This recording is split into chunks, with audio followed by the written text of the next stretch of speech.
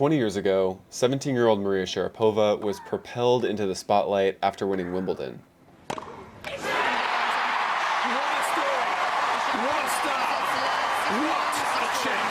Her victory over two-time defending champion Serena Williams in the final was seismic.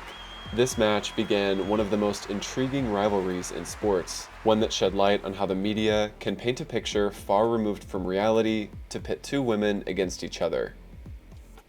This is the story of Serena and Maria. July 3rd, 2004. Serena Williams was on a 20-match win streak at Wimbledon. She was the two-time defending champion and top seed, but her career had entered a bit of a sophomore slump. She'd spent 8 months away from tennis with a knee injury following Wimbledon 2003 and had played just 5 tournaments in 2004.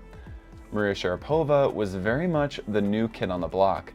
She'd won WTA Newcomer of the Year in 2003 and cracked the top 20 less than 2 months prior at just 17 years old. She was on a win streak of her own, winning a lead-up event in Birmingham right before Wimbledon.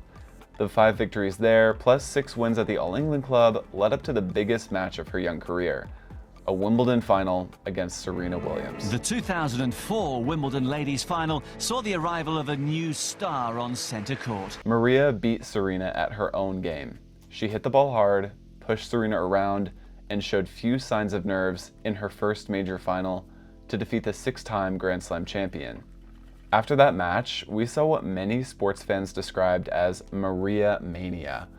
The tennis world was obsessed with the tall blonde with a bubbly personality. Yeah, I'm actually more nervous going on this show than I was before the final. The hype around Maria was already huge upon reaching the final, and when she actually won, the sports world fully embraced her as tennis's new it girl. She signed endorsement deals with Motorola and appeared in multiple commercials, ads, and editorials over the next year. Make every shot a power shot. She capped off 2004 by winning the WTA Finals, beating Serena in the championship match again. Serena was up 4-love in the third set, but an abdominal injury prevented her from closing it out. And at the 2005 Australian Open in January, Serena faced claims that she and Venus were a declining force in tennis. Now, Serena fired back at these claims, saying, "We've been practicing hard. We've had serious injuries. I've had surgery, and after I got to the Wimbledon final. I don't know many who've done that. Venus had a severe strain in her stomach. I actually had the same injury, but I didn't tear it the way she did. So, no, we're not declining. We're here. I don't have to win this tournament to prove anything. I know that I am out here, and I know that I'm one of the best players out here." Serena also addressed the 2003 murder of their sister Yetunde Price and the impact that had on their family. 2003 was a hard year for the sisters, and now they were having to defend their legitimacy among the world's best. Just days later, Serena faced 4th seed Maria Sharapova in the semifinals. Maria was making millions of dollars with 1 slam under her belt. Deals with Motorola, Tag Heuer, and she was in Land Rover and Canon commercials. Magazine covers and flashy events contributed to her glossy it girl image. Serena had accomplished way more, and just to be clear, was a superstar in her own right, also making millions. But Maria was making more, getting more attention, ranked higher, and treated more kindly by the media. Serena, a true competitor, wanted to win this match badly. She wanted to prove herself on the court. Maria got the early lead, winning the first set in just 30 minutes. Serena won the second, 7-5, and then Maria served for the match in the third. This was the turning point in their rivalry, and one point in particular sticks out. Maria had a match point on her serve. She stepped up to the line, and Serena did this.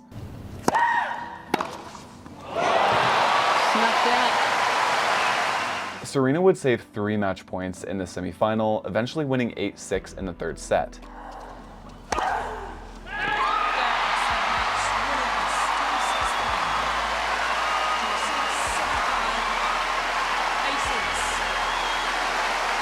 She'd go on to win the title, her 7th major.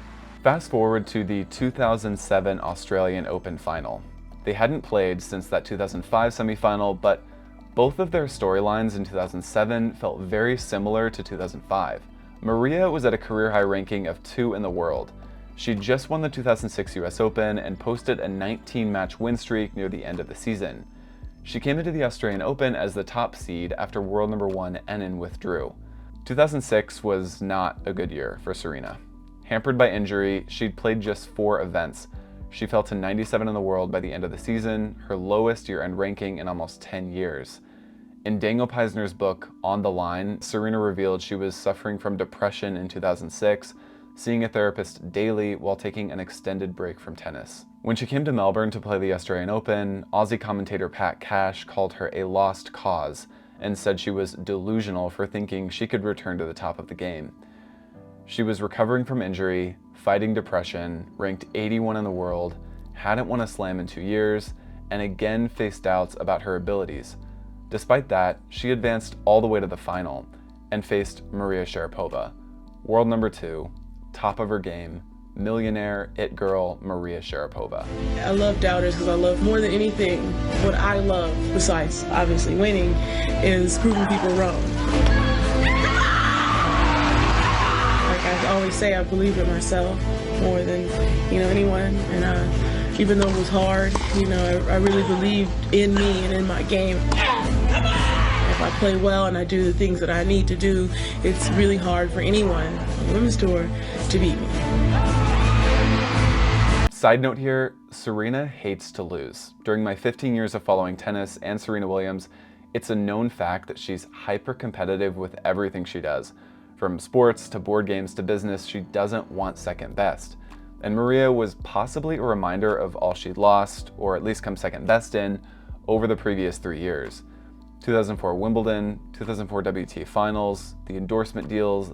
Maria was Nike's darling. And as she walked on court in her custom yellow Nike dress, Serena walked on court with a lot more to prove. Serena Williams will see herself on her right as she enters Rod Laver Arena. She's been the big story down under, but she's the underdog today to Maria Sharapova. Serena had fought through an extremely difficult 2-year period to get to this point, and Maria was on top of the world. So this was actually the first time I noticed some animosity from either player, and it came when Maria hit Serena with an overhead at the net. The cameras caught Serena's choice words after the point. So it's not clear what she says. Some people think she said bitch, but I'm not too sure. Anyways, Serena would completely demolish Maria in just over an hour, and that win forced all the doubters to eat their words. The fairy tale comeback is complete. Serena Williams, for the 3rd time, is the champion in Melbourne. Serena would make the quarterfinals or better at 13 of her next 14 majors, including 5 wins, 2 more in Australia, 2 at Wimbledon, and 1 at the US Open. She'd finish 2007 inside the top 10 and get back to world number 1 in the following year. Maria would only make it past the 4th round at 3 of her next 14 majors, one of those being a title run at the 2008 Australian Open. A big part of this slump was because of a shoulder injury she sustained in 2007, which would lead to shoulder surgery in 2008. She had a long road to recovery and wouldn't get back to the very top of the game for another 4 years. Despite the on-court struggles in form from 2008 to 2010, she still secured an 8-year, $70 million extension to her Nike deal in January 2010. And that was just one of her endorsements. She still had Porsche, Tag Heuer, Sony, PepsiCo, Land Rover, the list goes on. Serena and Maria played each other 17 times after that 2007 Australian Open final. Serena won every time. To all of us watching, this was personal, but that was just a theory, until an incident in 2013 gave it some credence. A Rolling Stone reporter released excerpts from a private phone conversation Serena was having during their time together for an article he was writing.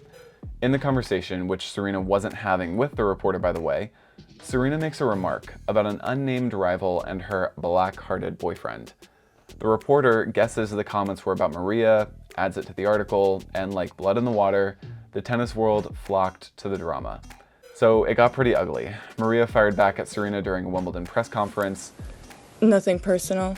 We've talked to Serena many times, and I know everyone tries to create, rivalries between us here and there, but at the end of the day, we have a tremendous amount of respect for what we do on the court. But if she wants to talk about something personal, maybe she should talk about her relationship and, her boyfriend that was, married and is getting a divorce and has kids. We should talk about other things, but not draw attention to other things. She has so much in her life and many positives, and I think that's what it should be about.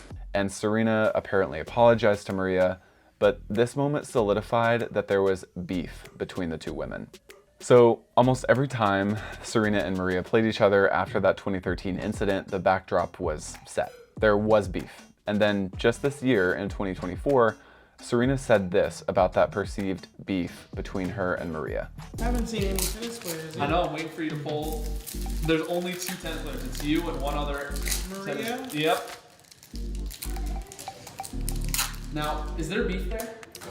Not anymore. Not anymore. I mean, was there ever beef? Yes, it was just competitive though. She was winning, I was winning, you know. We both wanted to win. I don't think it was personal. It was just, you want to win. So I think Serena's telling the truth here. If you look back at all those times they played, there's no real evidence there was beef. They seemed friendly, but the media saw an opportunity to pit 2 women of different backgrounds against each other and took it. And honestly, I'm one of the fans who took the bait. It was more exciting to watch a match where the players hated each other. It added intrigue. But after some time, I'm realizing that the fans may have been sold a storyline that wasn't necessarily true. And it wasn't just the fans that were sold on it. Maybe Maria and Serena fell victim to that narrative too. If all you see is how much you hate this opponent, maybe you start to believe it yourself. Maria and Serena is a great example of how our own limited ideas about 2 people, especially 2 women, can entice us to fill in the blanks on what we don't know. Oftentimes we're filling in the blanks with theories that are more exciting than reality, especially when that reality is far removed from our own. For most of us, Maria and Serena exist only on a TV or computer screen, but so many of us are so confident about what they're feeling and why they're feeling it. Maybe Serena didn't hate Maria. Maybe Serena just hated losing, and maybe Maria hated losing too. And as they leave pro tennis behind, they're running into each other at events and not staring daggers at each other from across the room. They're actually taking pictures together. They've buried the hatchet, if there ever really was one. So I'm not trying to rewrite history here, this is just my analysis, but sometimes it's nice to reflect and take a deep dive into an interesting storyline like this one. Also, the takeaway is go rewatch the highlights from their 2005 Australian Open semifinal because the level was really good and it was high drama. Okay, bye.